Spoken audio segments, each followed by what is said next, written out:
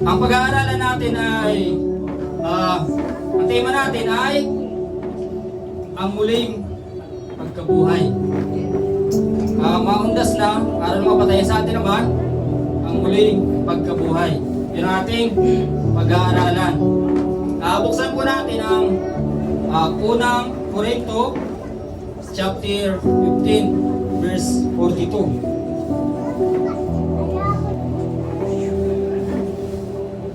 Sabi po, ganyan din sa muling pagkabuhay. Ang katawang inilibing ay mabubulok. Ngunit di mabubulok kailanman ang katawang muling binuhay. 43.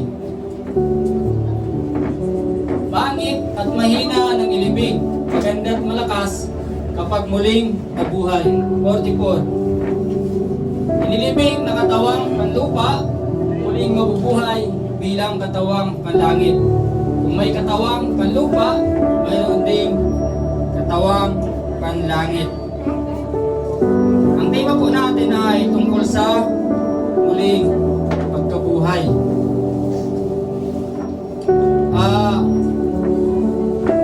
Ngayon maraming tao po ang namamatay.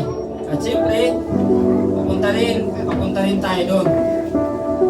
Ngayon po ay nagbigay ang Diyos ng chance sa atin. May pangako siya sa mga mananampalataya. Sabi nga, pag inilibing kayo, pangit ang katawan. Pangit. Lalo pag pinalsa mo, hinigit na ang dugo, wala na. Isa hindi na nga nakikilala eh. Ang pangako ng Diyos sa atin ay bagong katawan. Isang muling pagkabuhay.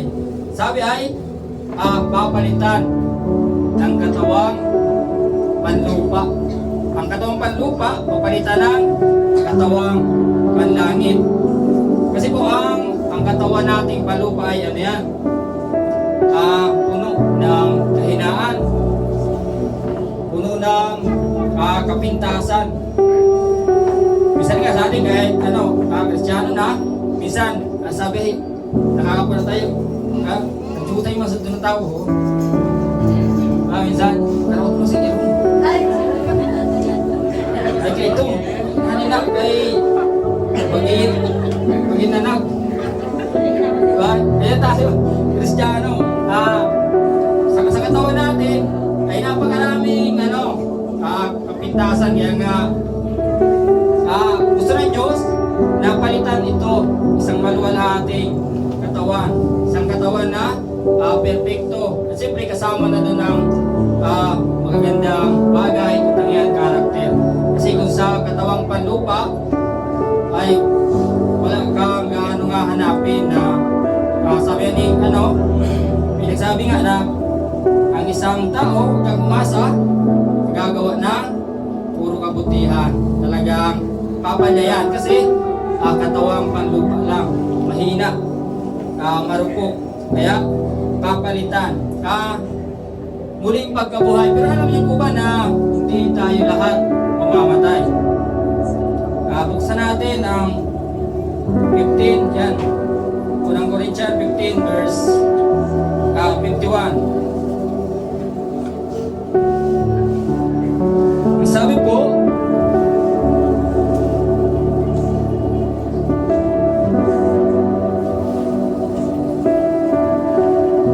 isang hiwaga ang sinasabi ko sa inyo, hindi lahat tayo'y mamamatay, ngunit lahat tayo'y babaguhin. Verse 52. Sa isang sandali, sa isang kisap mata, kasabay ng huling paghihip ng trumpeta, sapagkat sa pagtunog ng trumpeta, ang mga patay ay muling bubuhayin, at di na muling mamamatay, babaguhin tayong lahat. 53. Ang ating katawang nabubulok ay mapapalitan ng hindi nabubulok, at ang katawang mamamatay ay mapapalitan ng katawang hindi namamatay. Ang muling pagkabuhay po ay isang napaka-perfect. At napaka-swerte naman kung kabilang tayo dito sa hiwaga na to. Ang sabi, hindi lahat mamamatay, pero lahat babaguhin. Kagaya, papalitan nga yung katawang panlupa ng katawang panlangit. Isang perpektong katawan. Yan po ang ang pangako ng Diyos sa atin. Kaya, mga Kristiyano na tayo, minsan, napakatagal na ng paglilingkod natin. Minsan, tinatamad na, mapagod na, ulit-ulit na lang. Dumarating tayo sa ganon. Ang sabi po, sa 58,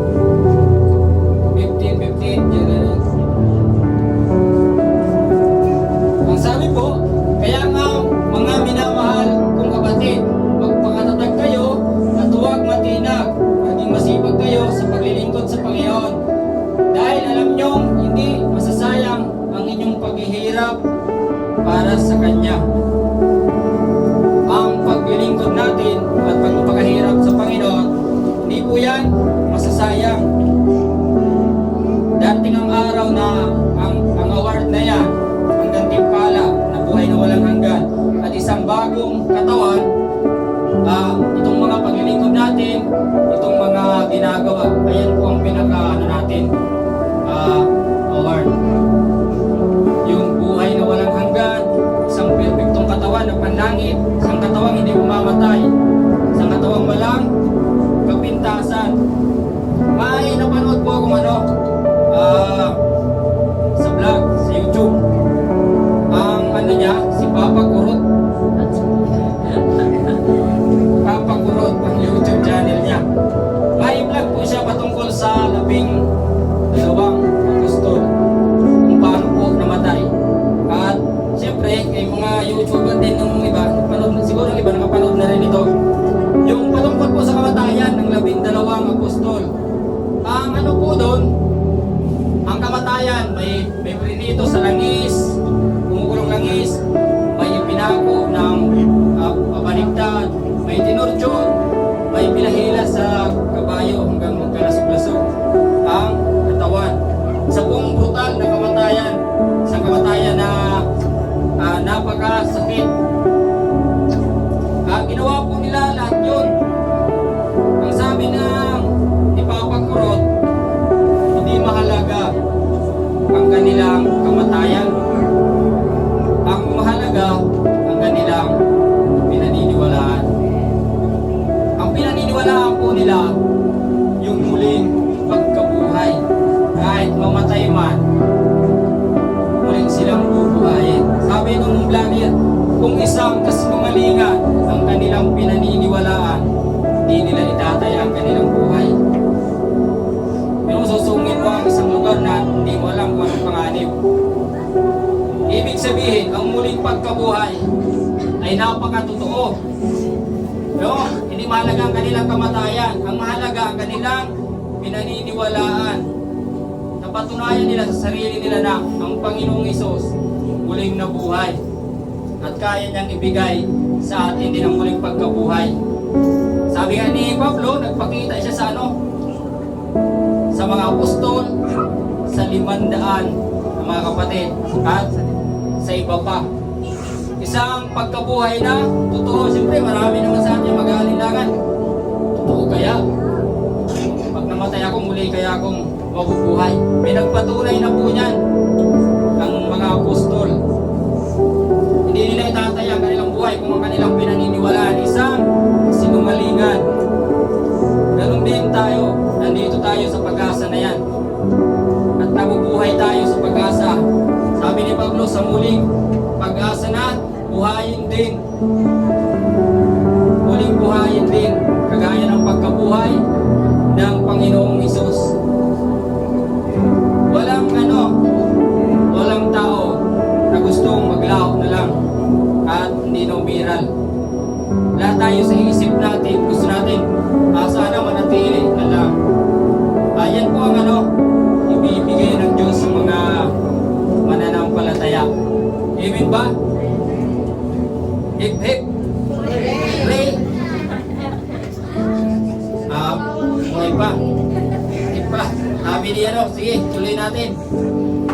Tema natin ay ang muling pagkabuhay. ah, wala sa ating gustong mamatay na lang, no? At wala na. Sabi na, no, sabi, parang maglaho ka na lang, hindi ka na maalala.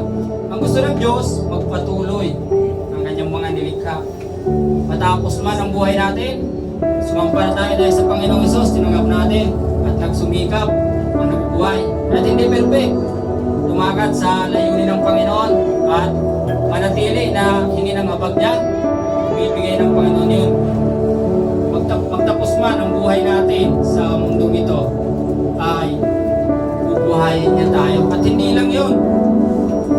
Kung halimbawa, ako lulubin ng Panginoon, umabot ng mga 70, siyempre handa ko na nun. Tutugod na ko, inayuman ako kung ano pa, kung mga nararamdaman. Sa muling pagkabuhay, sabi ng Panginoon, maganda at malakas. Ngayon, may itim ako. Ngayon, sa muling pagkabuhay, kaya hindi nyo na magkilala sa planet ka. Siyempre, sabi, pangit ng ilibing eh. Katawang panlupa, bubuhay niya, maganda at malakas.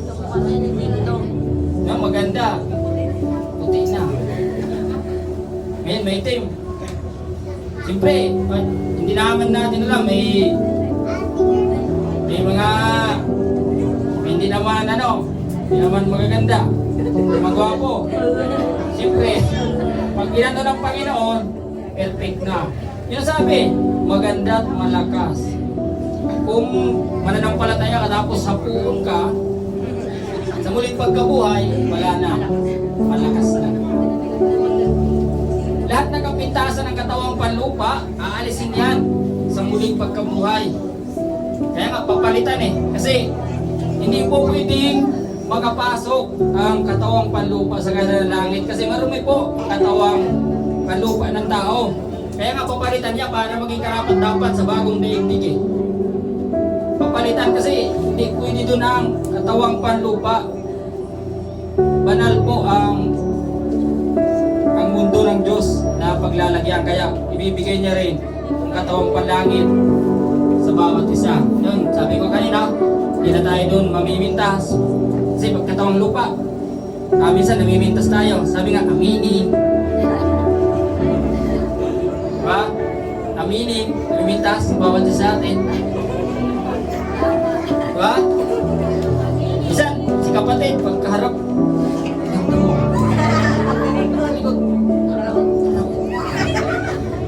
diba? Ganyan tayong tao. Sabi nga ni Baban, ano ba? Kanina pinupuri mo. Ngayon, sisiraan mo ba talaga? Diba? Ganyan tayong tao. Ano tayo? Kaya nga sabi, babaguhin yung katawan yung panlupa. Kasi kontaminado yan ang karumihan. Magmula nung kinain ang ninuno natin na si Adan, yung sinabi ng Panginoon, pwede mong kainin ang lahat ng prutas. Huwag lang yung puno na nakakalam na masama at mabuti. Kasi kapag kinain mo, mamamatay ka. Nagsimula yun nung kinain niya. Kasabay nun ang pagkakasala, pagsuway, tatanda, mamamatay. May sumpa, katawang panlupa. Kaya nga papalitan eh. Si Pablo gusto niya rin sana. Sabi niya, makalaya na ako sa katawang panlupa. Dahil palit na, katawang panlangit. Kasi po sa mananampalataya sa atin, habang nabubuhay tayo, balakid po katawang panlupa. Kasi alam na natin ang turo ng Diyos, ang karumihan. Pero minsan nagagawa pa ng katawan natin. Marupok tayo, walang kakayanan. Kaya sa ni Pablo, balakid para sa Kanya. At ganun din sa bawat isa sa atin, nilas Pablo, habang nabubuhay po tayo bilang mananampalataya. Isa po itong kinig na bumabara sa bawat isa sa atin. Gusto natin ang kautusan ng Diyos, sumunod, nalulugod tayo. Gusto natin magpuri, pero minsan, mas nagagawa pa natin ang salungat sa gusto ng Diyos. Kaya po sa muling pagkabuhay, ay isang perfect na nakatawang panlangit. Saan? Malinis na ito at dalisay. Doon pa lang tayo lalaya. Hindi po pwede ang katawang panlupa sa bagong daigdig. Kaya sabi nga, hindi tayo lahat mamamatay, pero lahat babaguhin. Kung sakaling mamatay man tayo, kasama na doon ang pagbabago ng katawan. Muling pagkabuhay. Sabi nga sa 58, kaya nga mga minamahal kong kapatid, magpakatatag kayo, huwag matinag. Maging masipag kayo sa paglilingkod sa Panginoon dahil alam nyo hindi masasayang ang inyong paghihirap para sa Kanya. Minsan, pagod na tayo. Dahil minsan, nagiging abala sa mundo. Minsan na rin, nasisiyahan na tayo. Pagdating sa Panginoon, pagod na. Tinatamad. Dahil ubos na ang lakas sa mundo. Sabi ng Panginoon, maging masipag kayo sa paglilingkod sa Panginoon dahil alam nyo hindi masasayang ang inyong paghihirap para sa Kanya. Sabi nga, bigyan sila ng pag-asa sa buhay na walang hanggan na ipinangako ng Diyos na kailanman hindi sinungaling. Tito chapter 1 verse 2.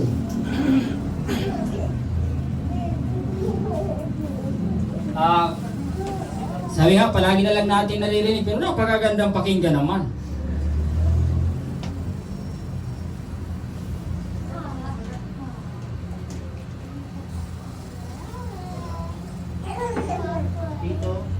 Tito 1, Tito chapter 1 verse 2.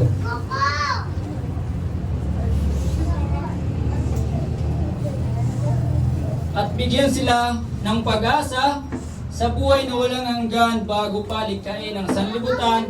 Ang buhay na ito ay ipinangako na ng Diyos na kailanmay hindi sinungaling. Palagi natin naririnig pero gustong-gusto rin natin marinig ang pag-asa na yan. Pero bigyan ka ng pag-asa sa buhay na walang hanggan. Ang magbibigay sa iyo ang Diyos kailanmay hindi sinungaling. Isang totoong mangako na Diyos sa bawat isa sa atin.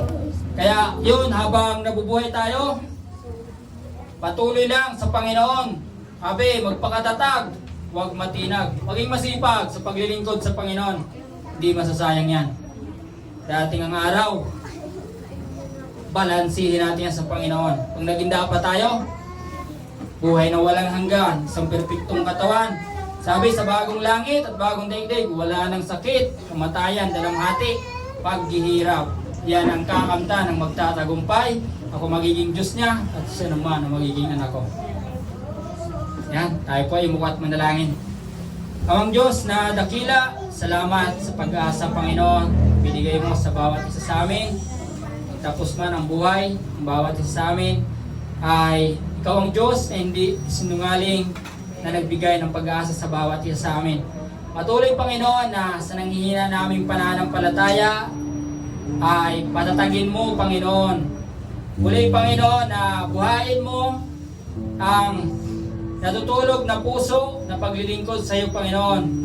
Muling pag-alabin mo, Panginoon, ang bawat isa sa amin na maglingkod ng buong puso, Panginoon, maging masipag at huwag maging tamad. Patuloy na i-guide mo ang bawat isa habang kami nabubuhay. Turuan ang iyong mga salita at laging pagharian. Kabagan mo kami, Panginoon, sa landas na aming tinatahak, Panginoon. Kung hayaan na lumiko kami sa kaliwa o sa kanan. Bagkus, Panginoon, ay turuan mo na sumunod sa iyong nais, Panginoon. Salamat sa namin binabalik. Lahat ng papurit, pasalamat sa pangalan ng Panginoong Hesus. Amen.